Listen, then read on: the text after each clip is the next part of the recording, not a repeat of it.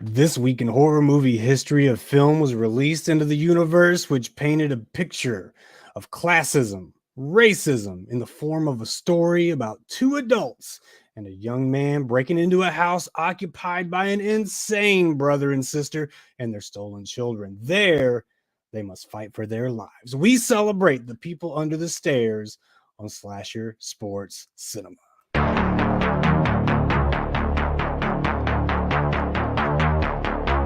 They will say that I have shed innocent blood. What's blood for, if not for shedding? I'm my number one fan. We all go a little mad sometimes. God, it knows I'm here. They're coming to get you, Barbara.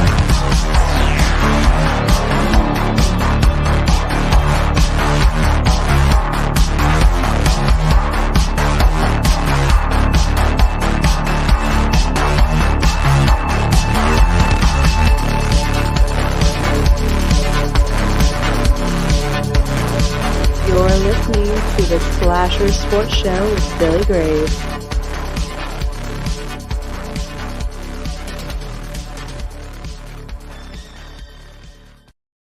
Once again, thank you for tuning into Slasher Sports Cinema. Today, I've got two special guests to run this thing down with me. First, you know we're from Slasher Sports and the Slasher Sports Productions, Suki's Honeydew Project. Please welcome Suki Suburbia. Hey y'all, it's Suki. Indeed, it is. You know, I know you gave this film a good once over before we came on here, but how long had it been since you saw The People Under the Stairs? I know it's not your first view. No, gosh, I guess I was like 11, maybe. I want to say 11. That was the last time. This movie wasn't out when you were 11, so Yeah, it was. Wasn't it? I'm doing my math. Let's see. You know what? Mind your business. It's been a while, and I might have seen it on a weekend, but it's been a while since I paid attention. That's the point. Okay, it's been a minute. See, I didn't want you to throw a number on it. I just wanted. It's been a minute. It's been a minute. Okay, I can buy that. So second guest, you're gonna know this guy from the New York comedy club scene. Please welcome the hilarious, my good friend James Alexander. What up? What's going on? I wish you would have chosen a better wardrobe for this show. You know what? No, this I'm die hard because we died hard. You know what I mean? We went out like suckers, but I'm still repping. You know, we went out like some rubber duck scrubs, but here I am. You know what I mean? Listen, you made the playoffs. We didn't even sniff the playoffs. So props to you. Had a hell of a season. Fun. You know what? That was a fun sweep. It wasn't a fun sweep. I don't know if there's a such thing. Exactly. You know, not to start any kind of mess too early in the show, but James just happens to be a Dallas Cowboys fan too. Why? Why would you? Why? You know what? Hold on. People always say that like it's been fun for me. Okay. You understand? You know, people like, oh, I see. There are choices. There are choices. No. You stand up in the morning, you wake up, and you decided this is what you want to do with yourself. The problem is, right? I was born in Texas, and I left all of Texas behind me except that. That was the one thing that just stuck. So during the 90s, it was fun. It was a great time. It just followed you like a hemorrhoid. I thought this is gonna be my life. This is gonna be it. Okay, I didn't know. I didn't know. Because we were a year behind you. We won the Super Bowl in 91. You took 92 and 93. We thought we were on top of the world. Yeah, like right now, since then, since 96, we're the franchise under the stairs. Oh, you know oh man. Perfect segue. Oh, that was awesome. It was a perfect segue. Oh my God. Well, when I saw The People Under the Stairs was celebrating this release date, it was the easiest decision to revisit this week. I mean, there's just so much to talk about. I mean, there's so much more than meets the eye with this film. Well, here's the thing: I had never seen it, so I went in Friday night, like seeing it raw for the first time. So when I tell you, I was laughing and then shocked, and then laughing, and then like, wow, there was a lot I didn't know about this. There was a lot I didn't know about. But you remember the movie? You just never. Oh, no, I remember when it came out. Yeah. But I was just like, you know what? I was like, whatever. You know what? The Cowboys were good. I was busy. I was doing stuff. You were doing stuff. Yeah. You were 11. How old were you? That's the problem. I'm put it like this. When that movie came out, I was at work. That's all you need to know. Whoa.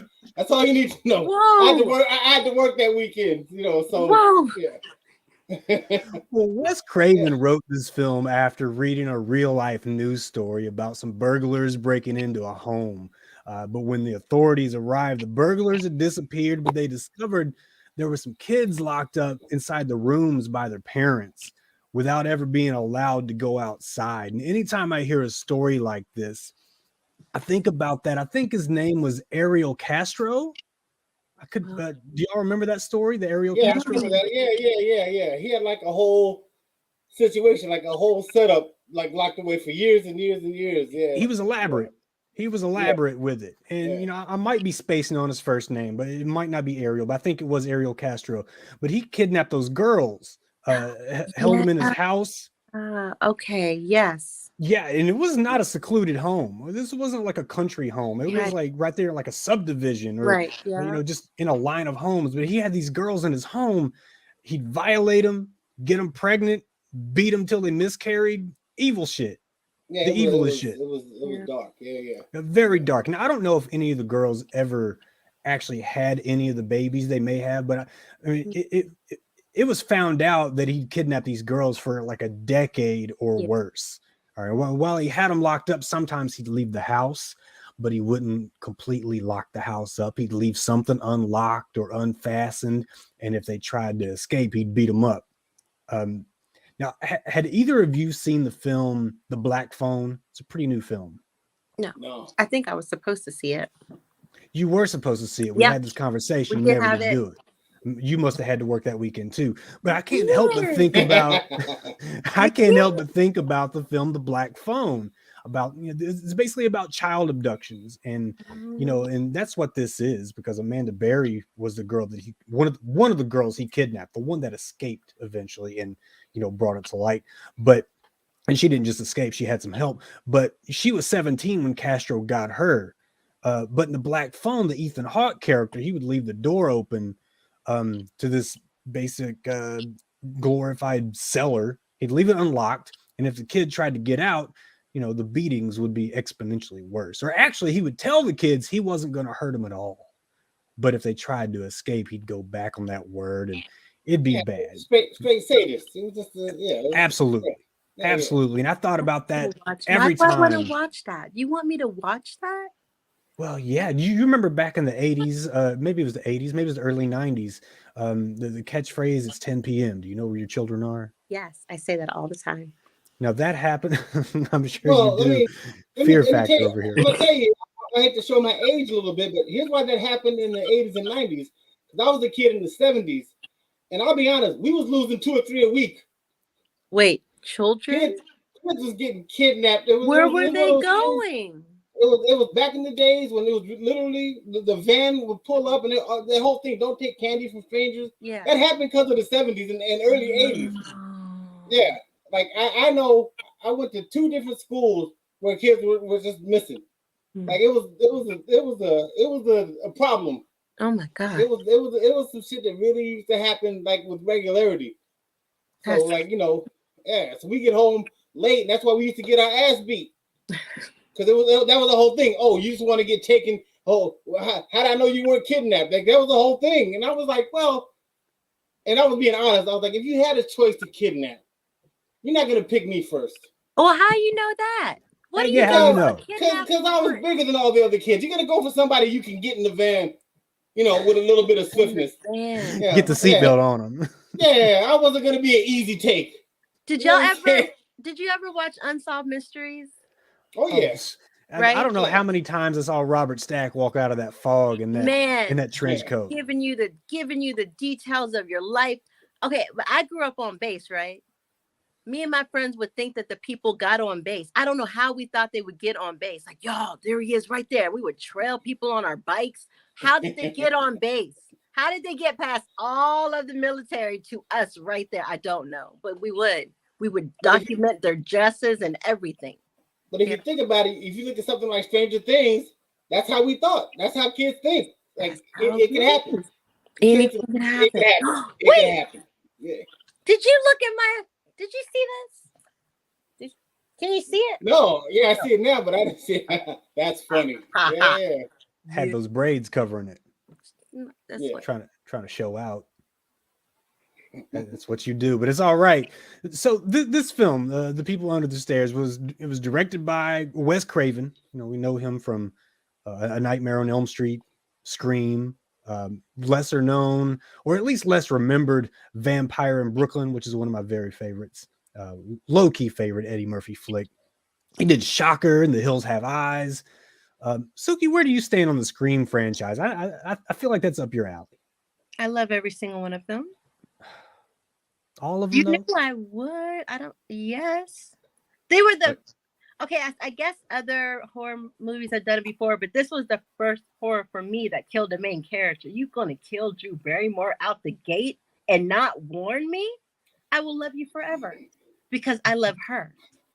That is wild. If you take it back to Friday the 13th Part 2, Jason does sneak up on the heroine from Part 1, but she wasn't like a household name. Drew Barrymore was already a legend. No. Yeah, you see Drew Barrymore. I feel like you don't know if she's gonna make it to the end of the movie, but you know she's gonna be like make it to the credits. Right. Yeah. So she didn't make it to the credits. That's why I didn't like all the Scream, but the first one I liked how they went for that, and also how they talked about it was like meta. They talked about the things that happen in horror movies as they were happening. Yeah. So that was dope. You know and went against those tropes. Yes. You know, the girl that has sex still survives. The guy that says "I'll be right back" completely makes it to multiple sequels.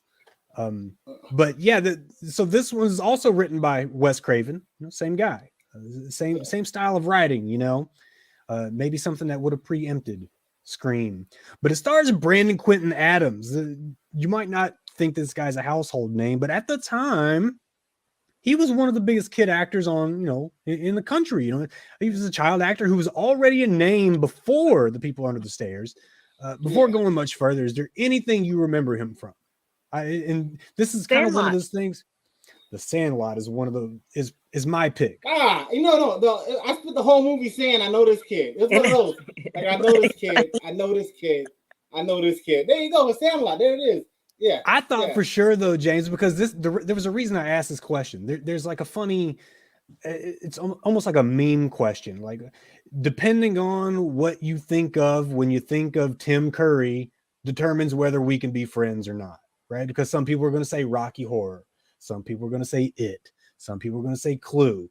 And it's always a different personality of person that, that determines which film that is, right?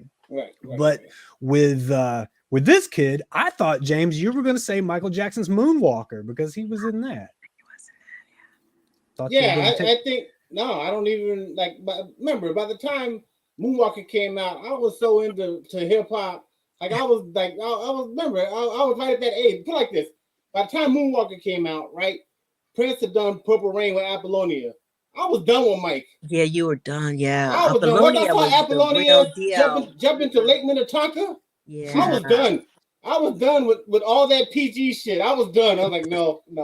You weren't trying to hold nobody's hand. You were trying. This is what it's about. This is what it's about right here. Brown chicken, wow. Brown chicken, brown cow. You said it. Well, Brandon Quintin Adams, he had spots all over sitcoms, TV series, TV movies, and all before The People Under the Stairs. But after the film, you'd have seen him in The Mighty Ducks 1 and 2, The Sandlot, and then some more TV series. But he took a long break from acting. He didn't do anything for a really long time. But apparently he's back in the game right now.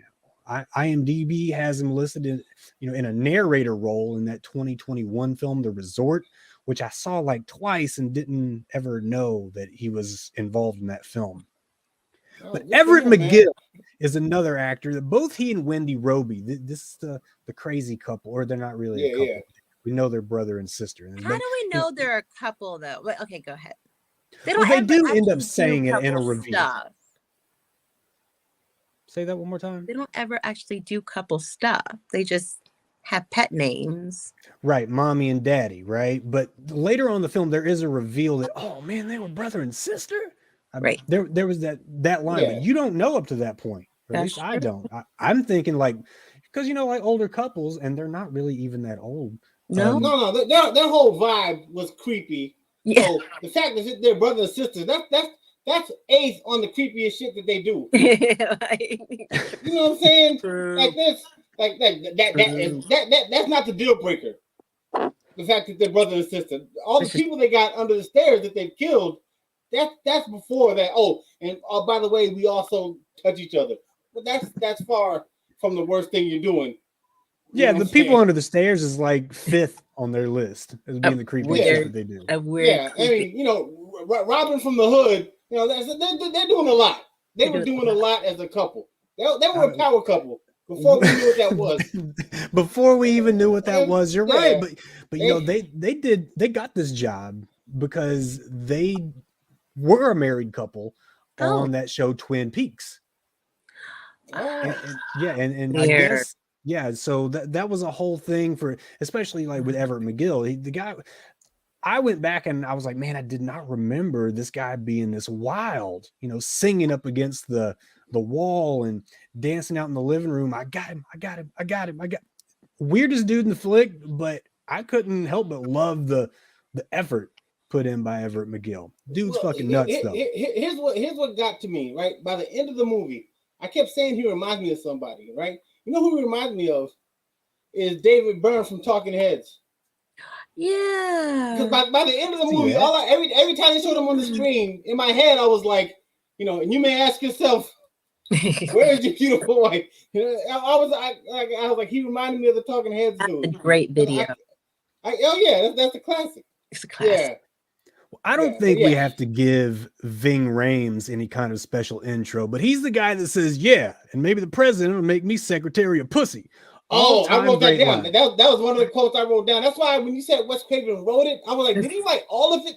No. That seems like an improv. That seems like because if Wes Craven wrote that, if you put that pen to paper and wrote that, then good for him. And I think Bing brought his own clothes to the set because ain't no way. There's no way they had that coffee hat ready for nobody. Yeah, skinny Ving was something. And you know what? He had another line too. Right after that, when he asked Fool, he said, "How old are you?" He said 13. My man said 13. Too old for titties, too young for pussy. and I was like, first of all, I was like, what kind of 13-year-old was Leroy? Because I remember being 13 and I was far from too old for titties. Like when I was 13, that was still a number one goal. Like that was not it. that. Like, I don't think he's not talking about that kind. I think he's talking about the mama, isn't he? Like maybe you're too old to be on your mama. No, I think he was trying to say. No, I think he was maybe. You know what? That makes more sense. All right, good. Because I was like, because I was starting to feel bad about myself. I was like, well, other 13. You're too old to be on hanging on your mama. Okay, no, thank you. Because I was like, well, other 13-year-olds, were all my friends out there getting titty. It's all you wanted. And I was like, you down a dark path, did it? And I'll be honest, it's still like number 8 on my list. It's still a goal that I'm trying to achieve. But when I heard that line, I was like, damn, it's kind of 13-year-olds. What's going on in the streets? But I get it now, though. Thank you. That makes now the line makes now. I think that Wes Craven might have wrote that because that sounds like something. That sounds like something people might have said. That sounds like something to put you in your place. Makes all kinds of sense now. Oh my no, God. because I have a joke about that. I've thought about this, and Billy, as a father of 2 sons, you can co-sign. There's nothing more worthless than a 13-year-old boy. Oh man, you said they're worthless. They're worthless. They can't get a job, but they eat like they got a job. It takes a war pension to feed them. Yeah, like they're growing into a man, but they don't take care of themselves like they're a man. you know, it's awkward. 13-year-old is useless. We don't contribute nothing. And I thought back when I was 13, I was like, yeah, no, we're right at that. It's an awkward age because we contribute nothing. All we do is take. All they can do is really jack off and cuss. That's all they can do. My daughter learned 3 instruments by 13. No, daughters are different. Guys, 13-year-old boys are the worst. That's what I'm saying.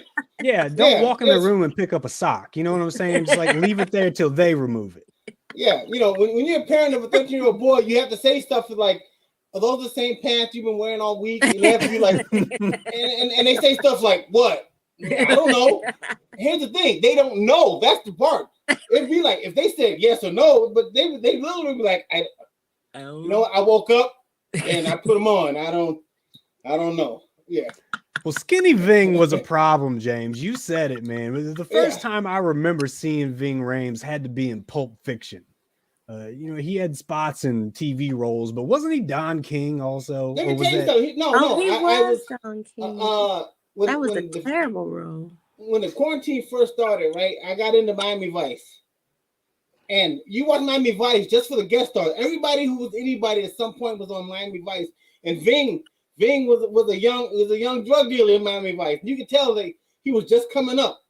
And there's so many actors. If you look it up, I think there's somebody put a video of actors and actresses that came up in Miami Vice. But he was one of those. So I remember him as that guy, but I didn't. Yeah, but it wasn't until Pulp Fiction where he was Ving Rhames. Yeah, you know, yeah, because then it was like, okay, who this guy is? This guy is he's not just a character actor. This dude is a problem. Well, you know, he had that Don King role. I believe it was Only in America. Yeah. That was after though. That was after Pulp Fiction. That's when was after Pulp Fiction. Yeah. But that's where I saw him in his first lead role. Okay. Yeah. I mean, and he's not really even known for horror films. He's got like 13 to 15 horror credits though, but he plays this huge role. Wasn't he in one of the Living Deads? Wasn't he in one of those? He was, and that is a top 3 zombie film for me all time. Dawn of the Dead. That was dope. That was good. I watched that one like over the last year. And it was different. It was a different kind of Living Dead or of the Dead film. You had zombies that were running like Daryl Green out there. You know, anytime you have fast zombies, game changer. Completely changed the game. And no other film did it before that. Yeah. All that, we can sneak by them. You ain't sneaking by. You ain't sneaking by these fast zombies. No. So we've also got a young AJ Langer. She had the line, "Sometimes in is out." I don't know what the hell she was talking about, but sometimes in is out. Kelly Jo Minter. Okay, first of all, let me just say right now, Kelly Jo Minter is the hammer of this. I knew film. you was about to say something. I could tell you didn't know shit, James. No. But by the way you took that pause, that was that guy.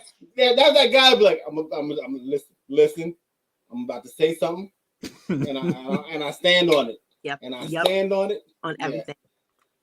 You've been on too many of my shows, James. But no, I saw it when I looked up the cast. I saw season stuff later on that I saw. But yeah. I don't know when she was in Nightmare compared to this one. I don't know where that falls in the timeline. Nightmare on Elm Street. I can't remember. Maybe it was 3, 4. But she had the line, "Damn, she knocked that bitch cold." That's the only thing. She didn't really do much else in this film except be there as the older. She was the one at the beginning of the film doing the tarot reading. Yeah. So that's how you know nickname. Her. Exactly. We've got Bill Cobbs. He's the one that said that brother and sister act you mess with are evil, plain and simple. New Jack City. That was New Jack City, man. New Jack City. He took out Nino. Yeah. The other way. Can we go back? Sometimes out is in what's my girl's name? AJ Langer. So she was in My So-Called Life, which is a pivotal show of my whole entire teenage years. I would just like to point that out. And now I think she's married to like an earl or a duke of like a Windsor. Okay, I thought you were talking about like just a dude that hangs around a liquor store. Like you know that. Because I thought I was like, you know what? Suki likes earls. She was like, now she's married to an earl. Like, oh really?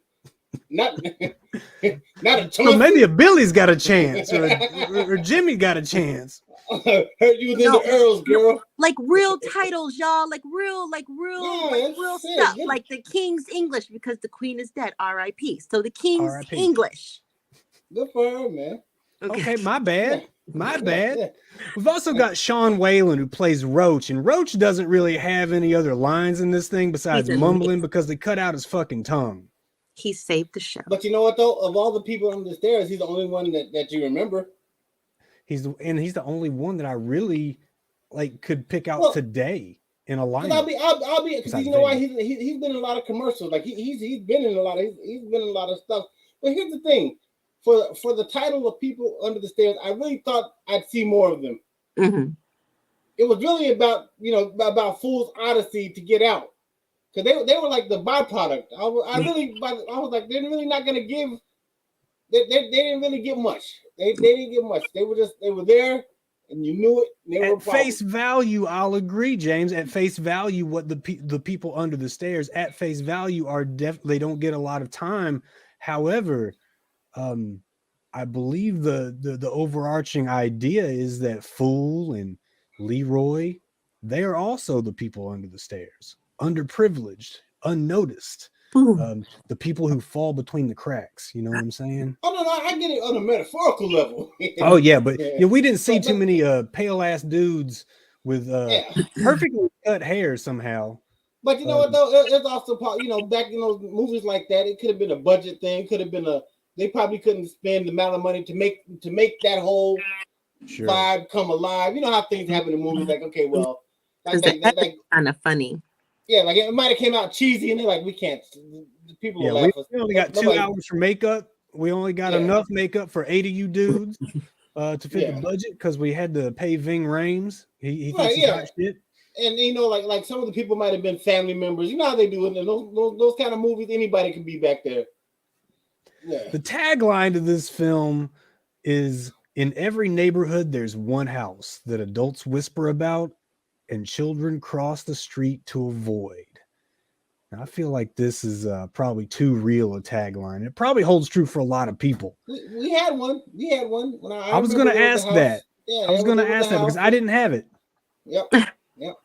Well, tell me about it. What was the one house? Well, here's the thing. Here's why we made that the haunted house.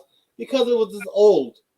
That's it. We lived in a development, right? And I guess it was like one holdover that didn't want to give up his old house. So we had all these little, cheap starter homes. And this one house that had probably been there 100 years. And we were just, and that looked like all the houses that we were scared of in movies. Huh? So, yeah. And they didn't have kids. So if they were kids, then but there were no kids there. So you know what? You have no kids. You have a house that's different. You're haunted. And your witches and your warlocks and your demons, and this is like when Exorcist was coming out and the Omen was coming out. So devil worship was huge. But before Friday the 13th, that was it. It was all about Satan. Like it wasn't about serial killers. Back before Friday the 13th, we were all just thinking about that's Satan's house. Like that's demons. It was all about demons. He chose this neighborhood. Yeah, it was funny. It's like, he could have been anywhere, but he came to this little block of lower middle class people because this is where he's gonna make his move. All the self-importance in the world, everybody suffers from it, man. Yeah. But there was a room in my step grandma's house that we weren't supposed to go, but there was like a mythical old lady up there allegedly, not a house. Suki, you have one of those in your? Well, I mean, you've been to. I guess you didn't have one of those on the military base. Don't make fun of me. No, we did not have one of those on the military base. No, but I grew up in Hawaii. There's a lot of stories about their deities, and so there's a lot of there's a lot of scary stories about being on the beach at night. So we had that kind of stuff going on. Okay, well, hey, that's unique though. I mean, I had the room in the attic. James had the whole house. You had the beach. I mean, we're not all built the same, Thank you. I had a hard life. It was a hard life. I didn't know there was a thing. Isn't that a movie, Scary Beach? No, it should be. Should be. Yeah. So there are stories. Okay, there are stories about the gods and goddesses, and I'm not going to get into them, but they do freak you out if you're a kid. You worry about it. They tell you like every spot on the island somebody has died, so you'll just be standing there like, you think someone died right here? You think someone died here because war, whatever. I forgot. No, that was a big thing. Anytime there was somebody died here, could have died there, then that was it. That was like, you think someone died here? Hell no. Yeah. Well, we have a different kind of cold open in this film. First of all, this film is rated R for violence and terror, and that's probably due to the cannibalism because there's not a whole lot more in this film. His daughter is locked up with her hands, and he starts grabbing himself, which was very rated. I did forget about that like scene. That was the R. Yeah, that could definitely be it. But I mean, you have like bodies split open and all that. And I did not remember it being that gory. I thought a lot of the horror was metaphorical in this one until I rewatched. And I thought, okay. And that scene that you're talking about, that's really the only instance in the film that refers to that. Maybe they thought it was enough. Yeah, it was enough for me. Well, no, I mean, I could see like if I was a 12-year-old kid, I wouldn't want to see that movie. Yeah. It was demographic. Yeah. It was too much. It was a lot going on. Yeah, and like even that asshole dog. And normally the dogs or whatever, the animals, whatever, that dog is like they spend more money on making that dog an asshole than the people on the stairs. Because I never watched a movie where I was like, this fucking dog, man. This goddamn dog. Like, oh my god! Every time it would get quiet and here comes this asshole dog. Here comes this asshole dog. I guess they had to do that because when the dog got it, you had to be like, good. Right. You were not good. Right. Yeah. It's the one time. It's the one time. There's an actual website called Did the Dog Die? And it's not based on just pet. It's named after that situation where like a lot of people don't want to watch. They get triggered from pets, getting killed or whatever. But the website is basically a trigger warning type website. Oh. So if you're ever worried about a film and not sure if it's gonna be up your alley, or if you don't want to, if you worry about things like rape scenes, you worry about kids getting killed, you worry about pets getting killed, you go to didthedogdie.com and it's going to tell you. It's going to spoil that part for you. See, I didn't know that, but it's also like it doesn't let people come into it on their own because, like I said, like if you saw that and didn't know how much of a dickhead that dog was, you wouldn't watch it. You'd understand after you saw it, though. Oh, when that dog finally got it, I was like, hey. Finally. Asshole. Even my daughter was cheering. Exactly. Like if that dog was a coworker, you wouldn't take him out for drinks. He was just an asshole. It was just an asshole dog. So we have a different kind of cold open in this film. It's a tarot reading. This is one we were talking about earlier. And he gave a little preview of what's ahead for our lead man. His name's Fool, nickname Poindexter. That's how I knew Wes Craven wrote it too. So, excuse me. When I heard that Poindexter, I was like, I don't care what kind of black household you grew up in. I don't care if your parents were both astronauts and physics and scientists. No way you are naming a black child Poindexter. Well, but you will give him a nickname. They did call him Dex. Oh yeah, no, but it would be Dexter. There's no black Poindexters. I'll look it up and I'll see if I can find one. Or Dex or Dexter. I think the mom called him Dexter. Somebody else may have called him something. Yeah. But yeah, you're right though. There's going to be a nickname. They're not going to call him Poindexter. But not because I wrote that down like Poindexter. What was the kid's name on Bebe's Kids? Remember when they got surrounded by the white kids and there was the redheaded kid that was hopping up and down? He's like, my name is, I think it's Winthrop. Never mind. Yeah. Forget me. Forget what I'm saying. So nah, fool, we're calling you Opie. But yeah, this is a preview of what's going to happen for Fool. And I really think though that tarot reading wasn't just for Fool. Okay, this is maybe me overanalyzing this like I do, but I think this tarot reading may have been for the movie-going audience, almost as if to say these preconceived notions aren't your fault unless you leave here with the same preconceived notions. And those notions surround classism, racism, and all the bad isms you can think of. You get that from the opening, or am I just talking out my ass? Well, I did not. Oh no, I didn't even break the open down. I was like, let's get okay.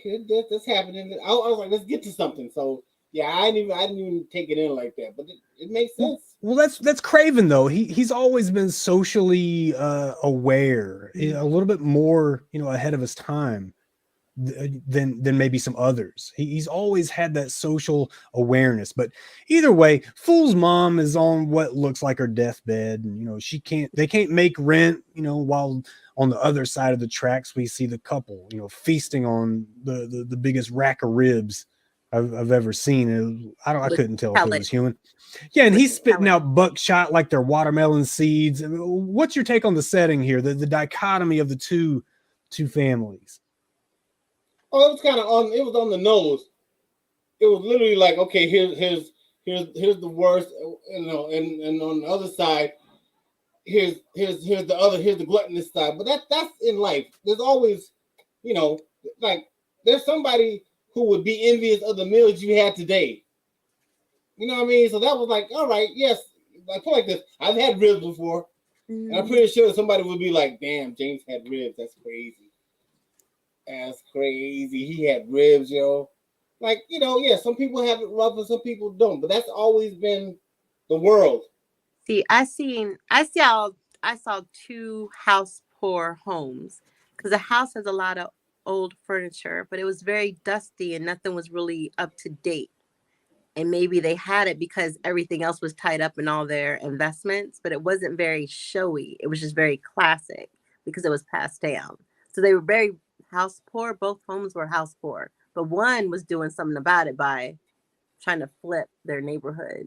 Yeah. Ving had that line too. I guess I should say Leroy had that line where he said, "Looks like rich folks got rats too." Yeah. Did he not? Yeah. I mean, these details aren't just small fillers though. I think there's a line in there about like if a tenant's 3 days late, they have to pay triple the rent or something like that. And that's not going to happen. So the landlords are just waiting for the green light to be able to evict. They're going to demolish the place, sell it for office space, and that'll be the end of that, right? But not only that, they own a liquor store. Well, we know this kind of early on. They own a liquor store and the apartment building. So they're out there taking advantage of the poor and then feeding the easiest vice that there is. Now I remember why it was rated R. You remember old dude, McGill, he dropped the hard R. Yeah, he did. Yeah, he did. And there was only one black dude who robbed the place. I was like, there was only one black. He was talking to sister. He was like, yeah, niggas robbed the store. I was like, shit. Dropped it.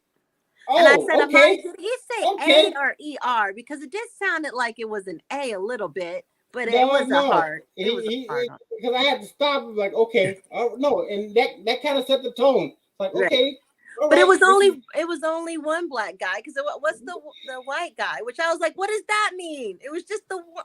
So that was weird. But back then, there were people that I think it let you show like this is who you're dealing with. So yeah. Before you even saw all the other crazy shit, you knew there was something off about him. You didn't know how off. But when I heard that line, I was like, okay, wow. But there was I guess a mentality that people would almost try to pretend that they're not racist by saying, hey, there's black ones and there's white ones. Okay. Same word applies to both of them. It just means they're trash or whatever. That's right. So there was that cop out that they tried. But here's like the thing, Everett McGill, I don't know where the guy's from. I don't know where this film is set. I think it's in LA somewhere. So if there wasn't a hard R and it sounded like, I guess, the more appropriate, if there is such way to say it, if he didn't have the hard R, that's to me just like an accent. No, here's the thing. I will say this. The reason why I wasn't mad at it, I appreciated it because I'm furious. The thing. But no, here's the thing. Right now, 8:52 p.m., somebody is saying the hard R right now. Right? They just learned. Call of Duty. They just learned. Yeah, not to show their face, not to make sure that they can be attributed to them. But it didn't disappear just because people realized you can't get caught saying it. Yeah. So let's not pretend. People want to pretend like, oh well, you know what? Back in those days, people said that. It's being said, and it's probably being said more in the last 10 years than it was the 10 years before that. So I'm gonna say it right after we end this broadcast. Oh Lord! Oh my God! Why do you want to be so difficult? Are you gonna be like, playing Call of Duty? I had a good time with those two. I hope they come back. Oh, that's foul. But you know, that's why I liked about it, because if anybody's gonna say it, it would be those two. Yeah. So it's a natural. It was a natural.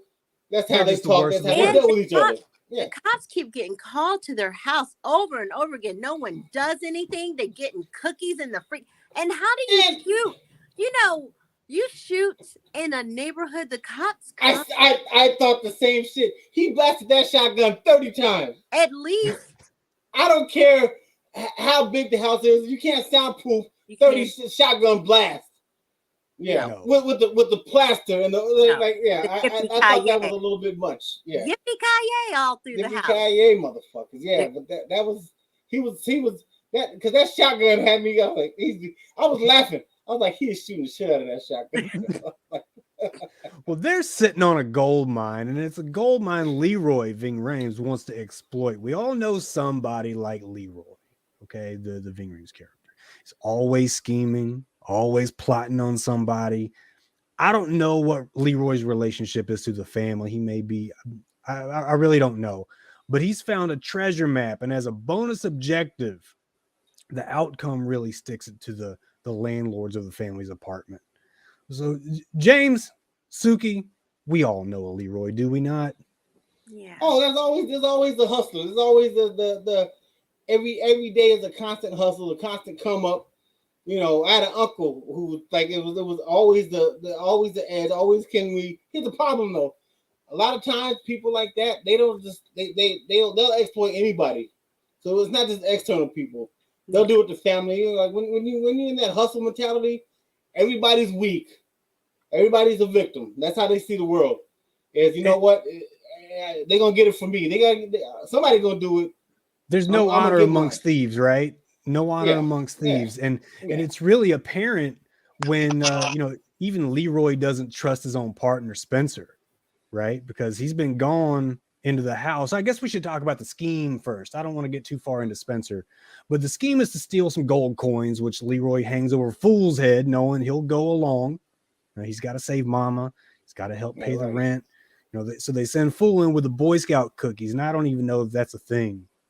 That was laughing. He could have been like, "Would you like to contribute to my little league team?" Could have done anything. Yeah. See, for somebody who's such a skilled hustler, Leroy wasn't thinking. He didn't think that shit through. Yeah, but I just asked, like, when he showed up, she was running. Now, was she afraid of kids? And when the guy shows up, she was all pleasant. Is it because it was an adult? It was an adult in a uniform, and it wasn't black. All of this stuff, all of this shit. You said I was not. Okay, yeah.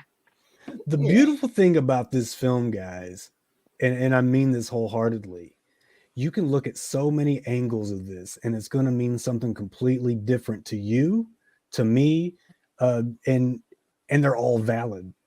Every one of them are valid because I think they are.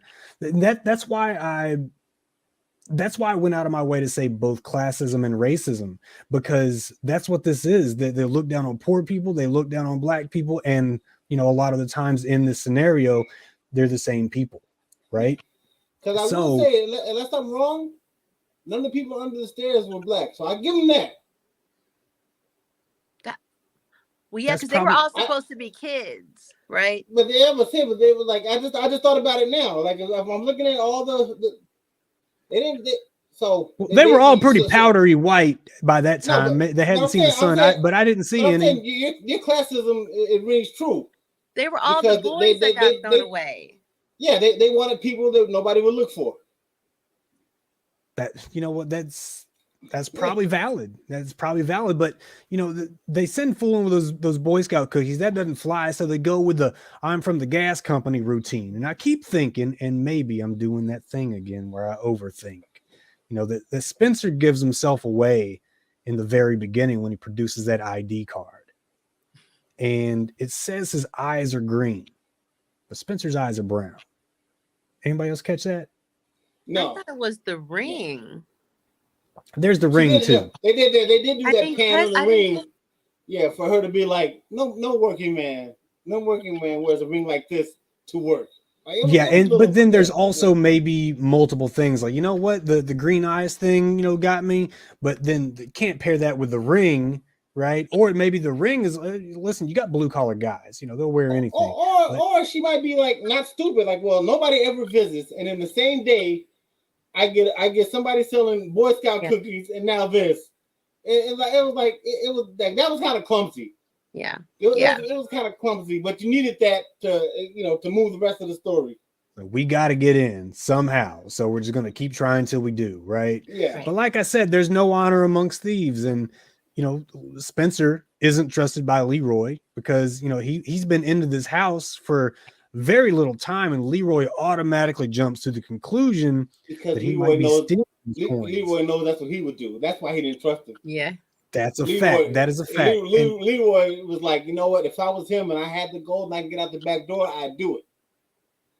And another thing that really points at the desperation of the poor versus the comfortability of the rich, I guess, is sometimes it be your own people, right? So of course Leroy doesn't trust Spencer. Of course he doesn't. But to tell the truth, we might all pick up on different undertones in this film. Like I said, it's clear that Craven was playing on societal prejudices.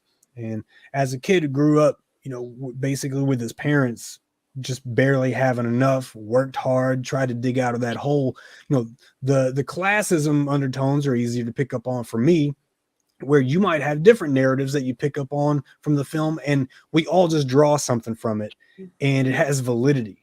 It has validity to this day, right? I mean, it hasn't lost any kind of meaning since 1990. I think it was one. I don't know if I actually wrote down the year that this was released. I was 11. Yeah, you said it was the 30th anniversary, right? I was 11. You said I wasn't 11. I was definitely 11. Doggone, you took that personal. I did. So. Fool is more of a complex character than we might give him credit for.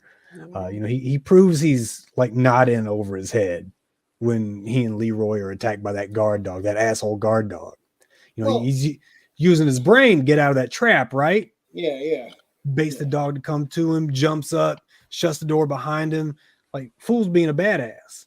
And at no point did he just I'm not saying they had to do it, but there should have been one scene where he just freaked the fuck out. Just freaked out. Because there's nothing that prepares you for any of that. Leroy gets killed. You're in the wall talking to Roach. At some point, he should have just had a mini freak out. And then like, okay, calm down, fool. Calm down, fool. Because he was like, okay, this is what's happening. I'm gonna survive. But most people at some point would lose this shit for a hot second. He was just maybe a moment or two from asking for a paperclip, some bubble gum, and a roller skate to make a bomb or something. Like, he was just one step away from being MacGyver in this film. Yeah. We're gonna get out. Now, spit that gum out in my hand, right? But you're right though. I mean, there's maybe a little bit of naive. How do you say that? Naivete. Boy. Yeah, there's a little bit of that with him too. Is that a 5-star word for you, Billy? That got 6 stars, and it don't go to 5. So there's a little bit of that with Fool as well. I mean, first he uses his brain to trap the dog, but in another scene he's telling Leroy what happened to Spencer. He says, he thinks he was scared to death. He was scared to death. Why you say that? Well, if you thought he was white before, you should have seen that sucker now. Yeah. Right? Because Spencer did look like he'd been dead for days. He was as pale as I But I do keep asking myself why they're running. Like Leroy is not undisputed Ving Rhames. He's still built like a brick shithouse though. You see, he's about to bust out them jeans. Them quads would squat a Buick. I'm here to tell you, and he would rock your body with those hooks, guaranteed. And he's running from this old lanky dude. I didn't really buy that part. That is one part that got me.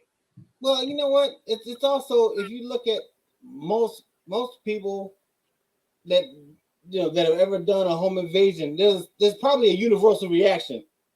Flight. People can't believe you're in their house, and that moment of shock is where you just take over and you do what you got to do. So the fight back, I can see the initial shit. Like it's almost like, I don't know if you remember this, Billy. You ever like been talking shit? You ever been into a fight and then realize in the first minute you picked the wrong dude? A couple times. You know what I mean? Like you go over there. I remember I was big. I was the biggest kid. I was black. I remember this kid. I was talking shit, and he was like, "Not today, Alexander. Not today." And I was like, "What do you mean not today?" Next thing I know, I'm in a hammerlock, and I can't breathe. And my glasses fell off, and everybody's looking at me. And I realized, don't ever think it can't happen. So so I think that in Leroy's world, he was probably the Billy Badass every room he went into. So the first time some dude comes at you with a shotgun, you're not ready for it. Mm-hmm. That hasn't been your experience.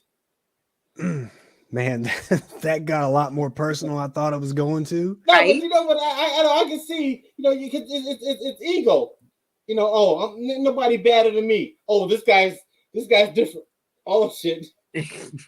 First of all, he's not scared of a black guy in his house. Well, no, he but welcomes it.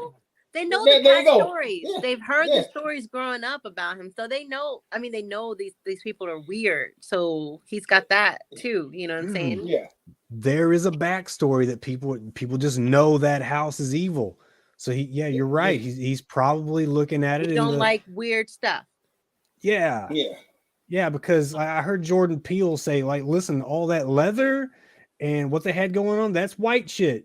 We don't do that. Y'all don't do that. Jordan Peele, but Jordan Peele's mom's white. But the point is this: he knows both. He knows both sides too. That's how he recognizes it so quick. Point is that we don't do weird. I was a crime scene tech, right? We got to a call, and the lady said there was people in her house. Here we go. I have to tell a story. Said there was people in her house. I was clearing my throat. Did that sound like words? People in her house. Okay, so we get there. It's just a TV screen. She said, "There they go. They're in there. I don't do weird. I left. I don't do weird. You got to call somebody else for that. They're in the screen, the TV." Oh no! So if even if she was right and there was a poltergeist moment, that's why Jordan Peele named his last movie "No," because we don't do that shit. Yeah, you walked in, she said TV, and you said in your head, "Nope, that's it." Yeah,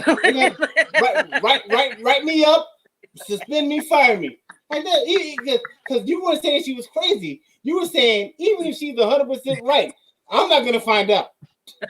I'm not gonna find out that shit happened. Now, when there was real people with guns and stuff, I was ready. Right. But now that the people are here, you made a business decision. Like, you know what? A business decision. Yeah. Somebody comes out of that TV. You're not gonna be the same. You don't want to be like, I'm not today. Thank you. Not today. What did Eddie Murphy say? He's like, listen, like, oh baby, this house is beautiful.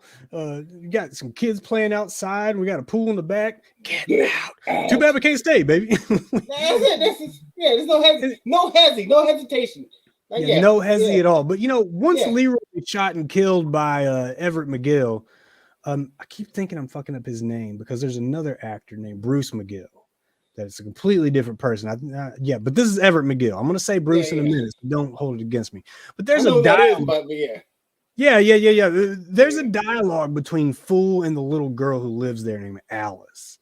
And this dialogue kind of lends validity to what we were talking about with the narratives of the film. Okay, Alice talks about how nobody gets out, and that people have tried, and there are people living under the stairs, and they were put there by Daddy. Or the man who killed Leroy. He just cut out the bad parts and put them down there. But as long as they have that little bit of food and a flashlight, they're pretty happy. I mean, is that not the perfect metaphor for what we're talking about today? It's all summed up right there. Yeah. If people have just enough, sometimes that's just enough. Yeah. And then they're not thinking about more because literally it was a fight just to get just enough. Yeah, when they probably had more before. Because the powers that be takes away what it can, throws you scraps, and sometimes it feels like, whoa, they really took care of me this time. Alice also says she goes along and sees, hears, and speaks no evil, and that's how she survives. What do you think she means by seeing, hearing, and speaking no evil? No, because the reason why she got to roam the house is because she played the game. Yeah, she played. She saw what the game was. Like, okay, you know what? Let them. They want to be a mommy and daddy. Just yes, ma'am, no, ma'am. You're still gonna get abused, but you're not under the stairs, and you probably get to eat regular food. And in her world, that was a win. That was she's like, okay, because you know what, that whole saying, it can be worse. It's easy to say that when you know what the worst is right there. Yeah. You know what I mean? Like, it could be worse, as in, roach. So. Yeah, I could see her making that rationalization, like, okay, I'll play this, because this is the hand I've been dealt. I'm gonna play it. So seeing no evil could be just turning a blind eye. Yep. To the injustice. When another kid comes in, and next thing you know, they're not there anymore. You go to dinner, nobody brings it up. You don't ask what happened to so and so. You just, because you know what? As long as the focus is on somebody else, it's not on you. Next thing you know, it's 10 p.m. and you don't know where your children are. Yeah. That was straight survival mode. You know what? Like I feel for you, but better you than me. Prior to his passing, Wes Craven was in the middle of a series based on this film. He was just about to get this thing done. Or maybe a sequel. I don't think it was a sequel. I think it was just a series based on this film. But it does show that if he's putting this thing together in 2022, not as a nostalgia piece, but as a contemporary, work of, a contemporary project, it shows that not much has changed since 1991. Yeah. I mean, the players are different, but the scenario is exactly the same. Well, about crabs. If you warm the crabs all the way up, blue crabs in particular, they'll jump out. But if you steadily increase the pressure, they'll stay as long as you want them to, until they're all the way cooked. That's evil. But you know what, though? That's apt, because that's it. Yeah. And staying in the pressure, because we don't feel the change, but it's been steadily increasing since we got in the pot. Well, like I mentioned before, Craven was one of the more socially aware writers and directors in horror, especially. If there was a bridge between the 70s and 80s culture of slasher horror, it was A Nightmare on Elm Street. Like, New Nightmare was really a stepping stone for Scream. Oh, for sure. With it being kind of self-recognizing, I guess, or self-aware, and it kind of played on those its own genre's tropes. And again, I say that knowing damn well I'm not a big fan of Screams 2 through 5. No haterade, no hateration, only holleration. And I can recognize that. But I want to know your takes. I want to know your takes on Alice, the captive daughter. Like, what do you take from her character? It feels like she's a little bit deeper than meets the eye. No, I think that she took notes. You know what I mean? That way that she took notes. She saw everything. She didn't turn a blind eye. She just knew not to say anything. But that's why she was like she was ready to do everything except jump off that goddamn roof. She was so traumatized that was the thing she couldn't do. But everything else, she was like she learned how to deal with the abuse. She learned how to deal, because she knew that there were other levels of hell that she had to endure. So in her mind, and you think about it, right? In her mind, she was doing better than anybody in that house. As far as so yeah, you take your wins when you have them. So her existence compared to everybody else, she was winning. She was winning, even on her worst day.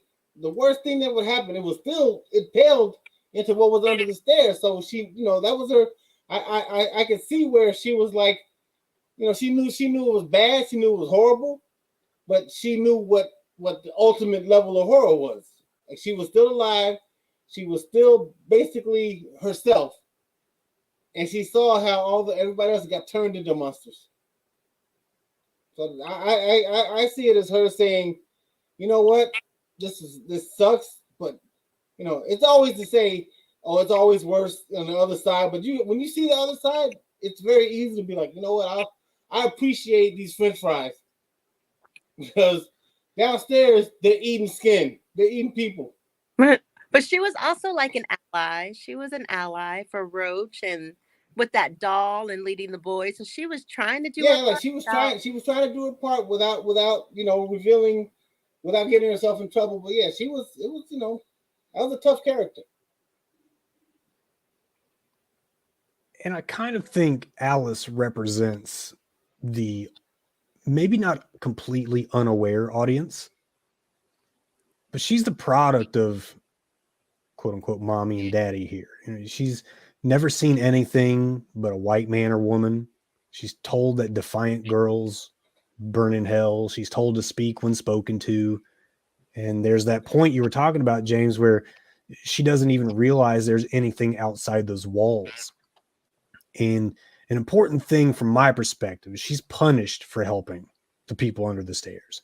Don't we see that today still? Folks cast out of a community for simply associating with those of another. Oh yeah, for sure. Yeah, sure. She's afraid to leave the house with fool, almost like a flat earther. Afraid to travel too far off, or they're going to fall off the edge. Right? She even tells them, "I'm afraid." Flat earthers. That's you get on that YouTube channel. It's real. That's all I'm saying. It is. You're right. But Alice tells him, "I'm afraid." I mean, they are afraid. That she backs away, asking, "What's out there? What's out there?" And I'm sure that represents a good portion of the audience. Yeah. Wouldn't you think? Even if aware, there's levels of awareness. Maybe even wokeness. But I don't want to use that word because that's become ugly. But it should be noted that the rich in this film doesn't really represent someone who's simply money rich, right? I do think in today's world, everybody loves you while you're hustling or chasing the bag. But once you've got the bag, they start to hate you. It's a weird dichotomy. But the rich in this scenario is the oppressive. That much should be clear. And it was power rich. Power rich. It was power rich. Yeah, it was the power that they held over the house and over the community. Yeah, it was power. It wasn't showy. It wasn't showy. Yeah. The house was dusty. It wasn't the updated house. It wasn't a showy house. We hold all these. We hold. Here's what we hold in our hands. Mm-hmm. Everybody in this house and everybody who lives in buildings we own, we hold them and we use that power brutally. Because they were burning the firewood in the beginning. So like I'm saying, they're house poor. They're stuck too, but they're stuck and they can move pieces around, to make themselves not be so stuck. But it's these poor people that are kind of standing in the way. The two have correlation, not always causation, right? But near the end, when Alice finally faces Mommy and tells her to go to hell, Mommy cries out to Daddy that they've turned my little girl against me. Yeah. And that's just another example of the projection from the oppressor to the oppressed, right? We've beat that into the ground, I think. And I think there was she was thinking there's no way she would do this on her own. And I sure didn't do it. It's gotta be this outside influence that's been here for an hour and a half. Yeah. I think you're right. But just remember, when you're complaining that your films are too woke, Daddy, they've always been woke. You were just too slow to catch it. Yeah, true. So guys, talk me through your thoughts on the final scene where the people. Wait, hold on. Before we get to the final scene, I have to say this because I wrote this down too. Oh, all right. So he gets out, right? He gets the gold coins. He's able to the immediate danger to his family is over. Yes. Right. So he's got the gold coins. He survived. He saw the craziest shit he's ever gonna see. Right. And then he decides by himself to go back. Right. And when he went back, I swear to God, you know what I thought? I thought of what my grandfather used to say to me when I was a teenager. Leave them white girls alone. leave them white women alone. I said it out loud because when he went back, I felt like I was in the movie theater. He went back and I was like, no, please, not an hour and a half. Not an hour and a half. The movie was an hour and a half. This was an all-day thing. Okay, an all day. Okay, even all day. All right. No, he went back. Here's the thing. He went back, and I was like, oh man, not these white women, man. They get you. But here's the thing. He knew what he was waiting for, right? He didn't take a baseball bat, a tire iron. He just went in with his wits. That threw me off. He was like, I'm gonna rely. He knew he didn't bring anybody. His name is like Dexter. Yeah. Leroy didn't have a older brother or younger brother. Hey, Lucius. Hey, you remember Leroy? Well, some people got him. You in LA, you in the hood. He went back dolo. He went back by himself with no weapons. He went back with the cops. Yeah, okay. I'm telling you that when he here's the thing. I'll be honest. Once I get out that gold, and I sit down, I take a shower and have a sandwich. I don't know if I go back. Let's be clear, James. I don't know. Fool didn't listen like you didn't listen to your grandpa. Well, I tell you what, you didn't leave him white women alone. Now, but now I know why his nickname was Fool. Wait. Wait. Oh yeah, but you're right, Billy. Why do you think he told me that? Yeah, because he would see me out there. He'd be like, boy, and I'd be like, it's not the 1940s, Grandpa, Granddaddy. Yeah. All he would say is, boy. Shaking everything. All right. I was like, what's gonna happen? All right. I do. Remember I told you. That's what I said. James, remember I told you. You had a bit. And I'm trying to remember exactly how it goes, but you said that like you're cool with white women, but when you you know where I'm going with this? Yeah, no. It was, I went to this thing where it was like, okay, like I'll date whoever I like. I don't judge anything, but if I date a white woman, I need you to be like a white woman. Like I don't want to date a white woman that dated so many black guys that she's blacker than me. You know what I'm saying? Like, I don't want to show up at a date and you take off your sweater and you got an R.I.P. Ray Ray tattoo right here. Like, see now, this is not what I ordered. This is not what I want. This is not what I came for. I don't need you. I don't want. If I date a white woman, I don't want her to be able to name all the Wu-Tang. I don't want her to be able to name all the Wu-Tang members. Like, I need you to do some white type shit. Be a librarian. Overlap. You can overlap. That's fine. You can have some culture, but you can't be like, you can't get mad at me if I don't take off for Martin Luther King Day. You know what I'm saying? You can't be like, I can't believe you're going to work today. Like, stop it. No, that's what I'm saying. I need you to, like, you can't be over. You can't be so into the culture that I don't feel comfortable. It's too black. You're too black for me, man. It's too black for me. Yeah. Look, listen. Are you telling her that she can't wrap her hair at night? Is that what you're saying? I don't need Amanda in a bonnet. Stop it. You know what I mean? You know what I mean? Come on. I'll see. You let him loose, and now this is where we are. And now I had to. He does it on his own. Because it was a phenomenon. I don't know if it's prevalent now, but there was a phenomenon in the 90s and 2000s where these white girls were steeped in the history. I threw the stick out in the yard. He started chasing the cars. You did it. It'd be the end of the night, and you'd be like, all right, good night. Assalamu alaikum. Come on, Stop man. it. Stop Come it. on now. Billy. I mean, peace be under you too, Queen, but still, it's too much. People under the My chest. that was hilarious. My chest. And now I will say Amanda in a bonnet every time I speak. Yeah, because there's, it's like, come on, it's yeah. Suki, please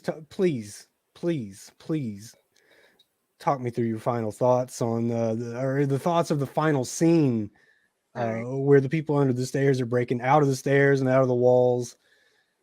I love everybody. So you know what I thought was interesting is how you can still call the cops and they still don't do what they're supposed to do, but you're able to do what they're supposed to do because they're distracting the problem. I thought that was interesting. And how a kid would know that, like, that was pretty wild. He used them as like a shield to get back. No, he used them like he knew that was gonna happen. Like that's the whole thing. Yeah, like that. Maybe I take it back. Maybe that was his weapon. Like, I said he didn't bring a weapon. He did. You're right. Yeah, he's like I got. Yep. That is heavy. I couldn't have said it better. Could not have said it better. But I think this is one of the more important films for social commentary, and as important as Boys in the Hood as far as horror films go. It belongs in the same list as Night of the Living Dead and King Kong. As far as the same social commentary, and still holds up today. And still absolutely holds up today. I was thinking about Night of the Living Dead. It's kind of been widely interpreted as a clear statement of how Black people were viewed, treated in the 60s, before that, as well as drawing parallels to the murders of our heroes, icons, MLK, Malcolm X, but it was expressed just brilliantly by Elliot Stein. Elliot Stein said, Night of the Living Dead shows the resourceful Black hero survives the zombies only to be killed by a redneck posse. Yeah. Right. And I'm glad the ending here what was a happy ending, right? We cheered we all cheered, but I was like, you can turn in that broken money to the treasury and they'll return you a full money. So if you got some broken money, return it to the treasury. Yeah. Blowing up the money doesn't really do, it's a symbol, but it's not still good. The best symbol. It's still good. Like blowing up the house is fine. You have to blow up the money. Yeah. I wish I could tell the cops that, my driver's license was a symbol when I forget it at home. Like you don't have a license. They had the stairs that turn to a ramp. You just sling that shit up there. You get a chain going, and we're like, okay, let's get the money, and then we can blow up the house. But it was that money could have been out of there in 10 minutes tops. Yeah, because apparently the cops are going to show up anyway. Because there was a lot of shit that happened that would have raised an eyebrow to of the neighbors. But Suki, but it was dope. It was dope. Before we get out of here, tell everybody about your podcast, where we can find you on your socials. Oh, thank you. It's Suki's Honeydew Project, and I am on Instagram at Suki's Honeydew Project. I'm on Twitter at 80 Suburbia, and follow me, like me, comment, ask me some questions. That's it. James, I'm going to have all the links in the bio to this episode, but go ahead and tell everybody where they can find you on the socials. Yeah, you can find me on James Alexander 1 on Twitter and James 1 Alexander on Instagram. And I just be out here saying silly shit from time to time. From time to time. Time to time. I don't say much, but when I say it, it's gotta be silly for me to be like, all right, let me share this stupidity with the world, because it can't just stay up here. It cannot go there to die. It cannot go there to die. But y'all, this has been a fun chat. Two of my very good friends. Check that same episode bio for the Slasher Sports link tree, where you're going to find all our podcasts and socials, as well as a link to our merch site, We want to see you in your slasher sports gear, especially with the winter coming up. You look good in the slasher cinema hoodie, I do believe. So as we ride off into the night, please go forth, and may we all drink the blood of our enemies from the skulls of their children. All right. Go Cowboys.